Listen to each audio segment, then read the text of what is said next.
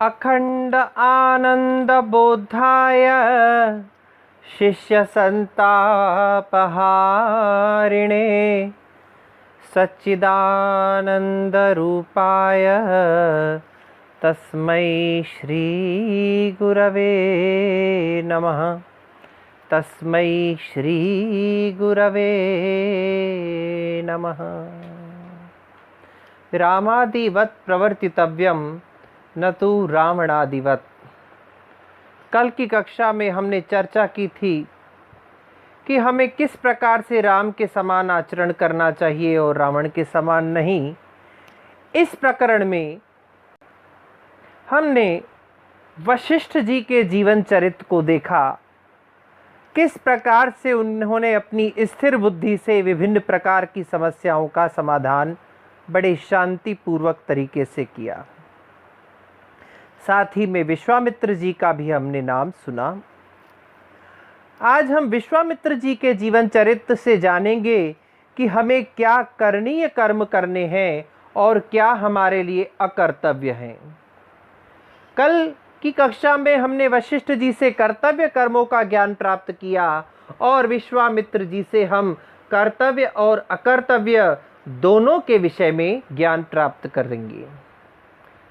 प्रजापति के संतान हुई कुश, कुश के संतान का नाम रहा कुशनाभ और कुशनाभ के संतान हुई गाधी और गाधी के संतान हुई विश्वामित्र। वस्तुतः ये विश्वामित्र ऋषि नहीं थे, एक क्षत्रिय राजा थे। एक राज्य में राजा के रूप में अपना कार्य संभाल रहे थे। 100 पुत्र हैं विश्वामित्र जी के। एक दिन विश्वामित्र जी अपने 100 पुत्रों और कुछ सिपाही और मंत्रियों के साथ, कुछ सेना के साथ वन में विहार हेतु गए। जब वन से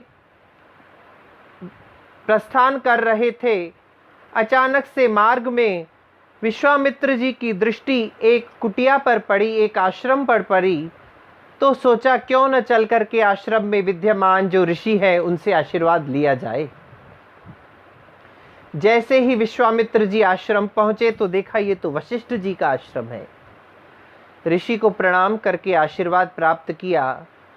वशिष्ठ जी ने भी अतिथि देवो भव की परंपरा का निर्वहन करते हुए राजा को आतिथ्य ग्रहण करने का प्रस्ताव दिया।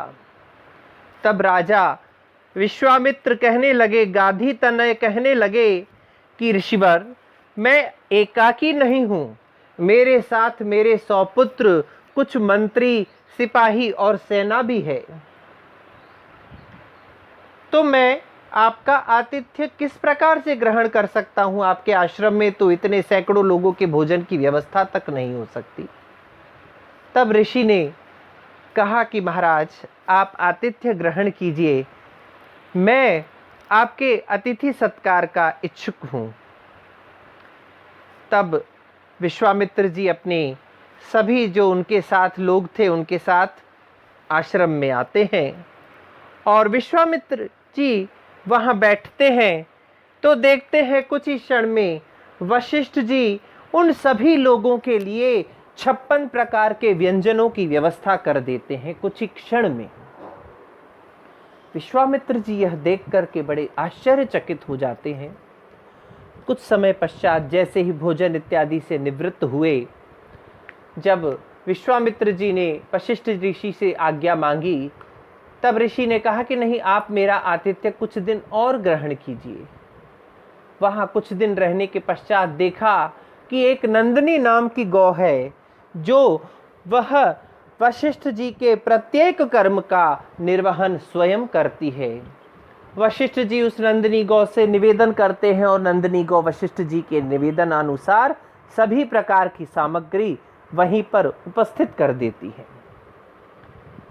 विश्वामित्र जी ने वशिष्ठ जी से पूछा, तब वशिष्ठ जी ने कहा कि यह कामधेनु की पुत्री नंदिनी गौ है, यह कामनाओं की पूर्ति करने वाली गौ है और मैं इसी के द्वारा ही आप सभी का आतिथ्य की व्यवस्था करता हूँ। विश्वामित्र जी ने वशिष्ठ जी से निवेदन किया कि यह गाय मुझे दे दीजिए। तब वशिष्ठ जी ने पूर्ण रूपेण उन्हें निषेध कर दिया कि यह नंदिनी धेनु नहीं है, यह साक्षात माता है और मैं अपनी मां को किसी को नहीं दे सकता। विश्वामित्र जी क्रोधित हो गए। क्षत्रिय को क्रोध आना स्वाभाविक था। उन्होंने अपने सिपाहियों और सैनिकों को आदेश दिया कि इस धेनु को पकड़ करके ले चलो। डंडे और लाठियों से पीटते हुए उनके सैनिक उस नंदिनी को ले जाने लगे। तब नंदिनी भागती हुई ऋषि के पास आती हैं, वशिष्ठ जी को निवेदन करती हैं कि मुझे इन लोगों से बचाइए, मेरी रक्षा कीजिए। तब वशिष्ठ जी कहते हैं कि ये मेरे अतिथि हैं, मैं अतिथि के ऊपर हाथ नहीं उठा सकता। तब नंदिनी अपने योग बल से सारे के सारे सैनिकों को नष्ट कर देती है। नंदिनी के इस उग्र स्वरूप को देख करके विश्वामित्र आश्चर्यचकित हो जाते हैं और विश्वामित्र के 100 में से 99 पुत्र वशिष्ठ ऋषि को मारने के लिए दौड़ते हैं। जब अपने ऊपर होता हुआ प्रहार देखा तब वशिष्ठ जी ने अपनी योग शक्ति के द्वारा उन 99 पुत्रों को भस्म कर दिया और विश्वामित्र जी भी वहां से चले गए। अब विश्वामित्र जी के मन मस्तिष्क में क्रोध की अग्नि प्रज्वलित हो चुकी है, प्रतिशोध की ज्वाला जल रही है। विश्वामित्र जी अपने उस एकमात्र पुत्र को राज्य संभला करके स्वयं पूर्व दिशा में हिमालय की कंदराओं में जाकर के तपस्या के लिए सज्ज हो जाते हैं। वहां चले जाते हैं, भगवान शंकर की बहुत कठोर तपस्या की। कठोर तपस्या से प्रसन्न होकर के भगवान शंकर, भगवान महादेव प्रसन्न होकर के उनके सामने प्रकट हो जाते हैं और उन्हें धनुर्विद्या का वरदान देते हैं। धनुर्विद्या से प्रसन्न होकर के अपने प्रतिशोध की पूर्ति के लिए विश्वामित्र जी वशिष्ठ जी के पास आते हैं और उन पर आग्नेयास्त्र का प्रयोग करते हैं।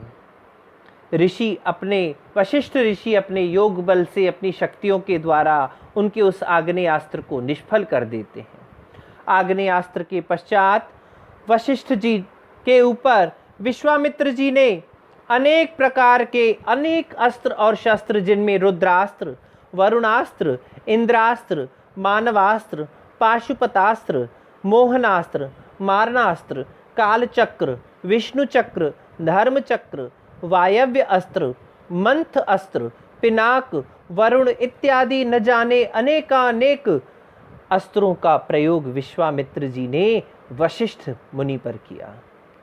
अंत में वशिष्ठ जी ने ब्रह्मदंड से उन सब का नाश करके विश्वामित्र जी को हरा दिया। विश्वामित्र जी पुनः पराजित होकर के वापस लौट आए और लौट आने के पश्चात विश्वामित्र जी के मन में पुनः ग्लानि, पुनः प्रतिशोध और अधिक प्रज्वलित हुआ कि मुझे अब वशिष्ठ जी से और बदला लेना है। तब अनेक ऋषि मुनियों से, अपने कुल गुरु से, पुरोहितों से परामर्श प्राप्त करके विश्वामित्र जी दक्षिण दिशा में ब्रह्मा जी की तपस्या के लिए चले गए। अपनी पत्नी को साथ लेकर के जब वह जाते हैं तब वो वापस पुनः कठोर से कठोर तपस्या करते हैं और ब्रह्मा जी को प्रसन्न करते हैं। ब्रह्मा जी वहाँ उपस्थित होते हैं और ब्रह्मा जी ने पुनः विश्वामित्र जी को क्या आशीर्वाद दिया, विश्वामित्र जी ने अपनी तपस्या के बदले में उनसे क्या याचना की, क्या वह याचना उनकी पूर्ण हुई, विश्वामित्र जी को क्या वरदान मिला, यह बात सुनने के लिए आप सब लोग उत्सुक होंगे। लेकिन अपनी उत्सुकता को बनाए रखिएगा। इस कथा का शेष भाग हम कल के व्याख्यान में सुनाएंगे। ओम